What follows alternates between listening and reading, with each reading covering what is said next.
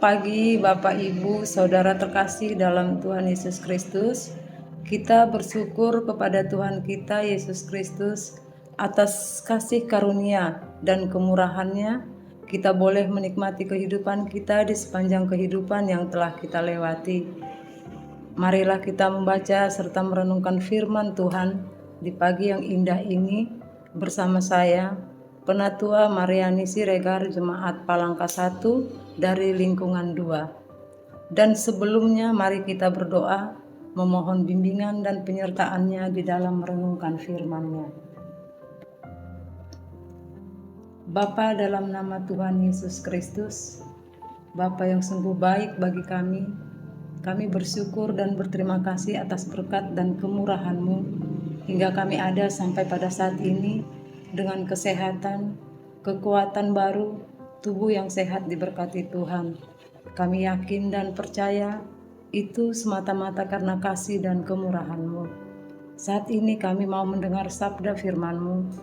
Urapi hati kami dengan Roh Kudus-Mu agar kami mampu mengerti dan dapat melakukannya dalam kehidupan kami tiap-tiap hari. Dalam nama anak-Mu Yesus Kristus, Juru Selamat kami yang hidup, kami berdoa dan bersyukur. Amin.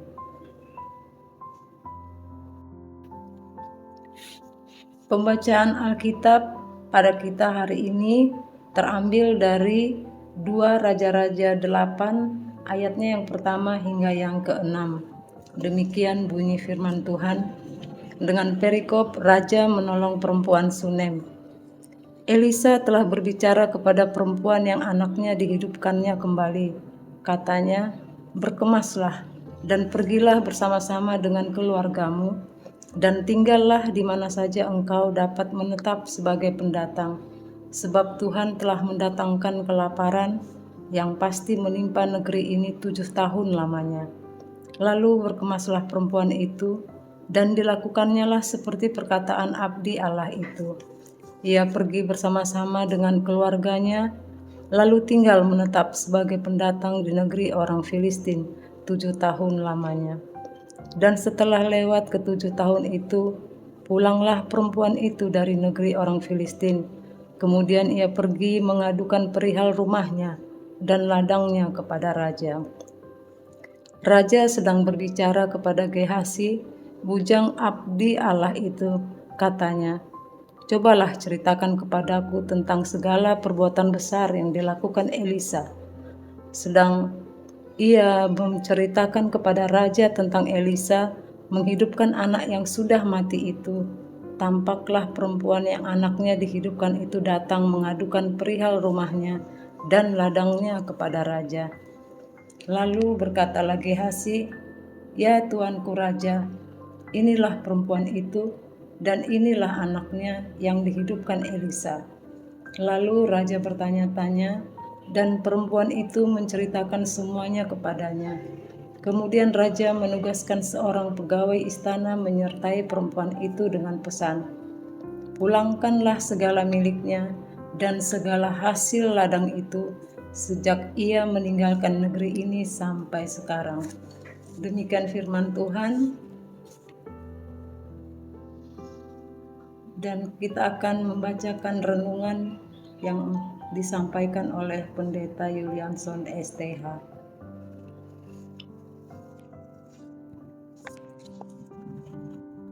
Renungan ini yang disampaikan oleh Pendeta Yulianson STH dengan perikop Raja menolong perempuan Sunem. Kitab 2 Raja-Raja melanjutkan sejarah 2 kerajaan yang terbagi, yaitu Yehuda di bagian selatan dan Israel di bagian utara. Bagian pasal 1 hingga yang ke-17 dalam kitab 2 Raja-Raja berbicara tentang sejarah dari 2 kerajaan sampai tahun 722 sebelum Masehi. Ketika kerajaan utara Israel ditaklukkan oleh bangsa Asyur, adapun ibu kota Israel Samaria diserbu bangsa Asyur dan penduduknya dibawa sebagai tawanan di Asyur. Yang tersisa tinggal Yehuda, kerajaan bagian selatan.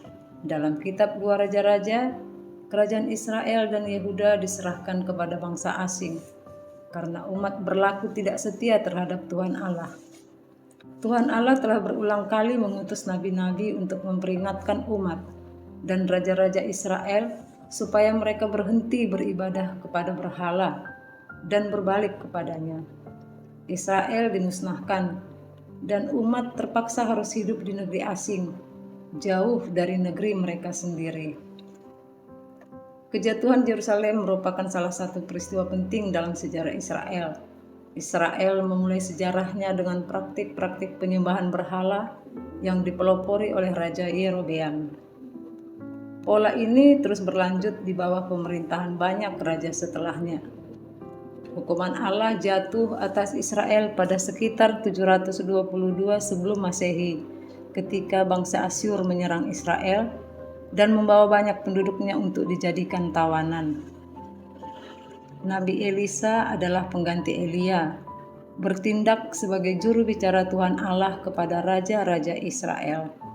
Elisa melakukan banyak mujizat di antara umat Allah dan menjadi kekuatan besar untuk menyatakan kebenaran. Kitab 2 Raja-Raja 8 ayat yang pertama hingga yang ke-6 menceritakan bagaimana Raja Israel telah mengembalikan tanah perempuan Sunem yang menjadi sahabat Nabi Elisa. 2 Raja-Raja 4 ayat 8 hingga yang ke-37 karena reputasi dan pengaruh nabi itu. Raja menugaskan pegawainya untuk mengembalikan segala milik dan segala hasil ladang dari perempuan Sunem itu. Hal ini terjadi setelah Raja Israel mendengar cerita tentang bagaimana perbuatan besar serta persahabatan Nabi Elisa dengan perempuan Sunem itu, sehingga raja mau mendengarkan permintaan perempuan Sunem itu perihal rumah dan ladangnya, agar dikembalikan kepadanya setelah selama 7 tahun tinggal di negeri orang Filistin, dan untuk menghindari peristiwa kelaparan sesuai petunjuk dan arahan Nabi Elisa kepadanya. Melewati cerita ini memberikan pesan bahwa Tuhan Allah telah menyatakan kebaikan bagi setiap orang yang berbuat baik kepada para utusannya. Dengan demikian, teruslah kita nyatakan kebaikan Tuhan dalam kehidupan kita sebagai orang percaya. Amin. Jangan lupa like, komen, dan subscribe, dan membagikan renungan kabar bahalap ini. Tuhan Yesus memberkati. Amin.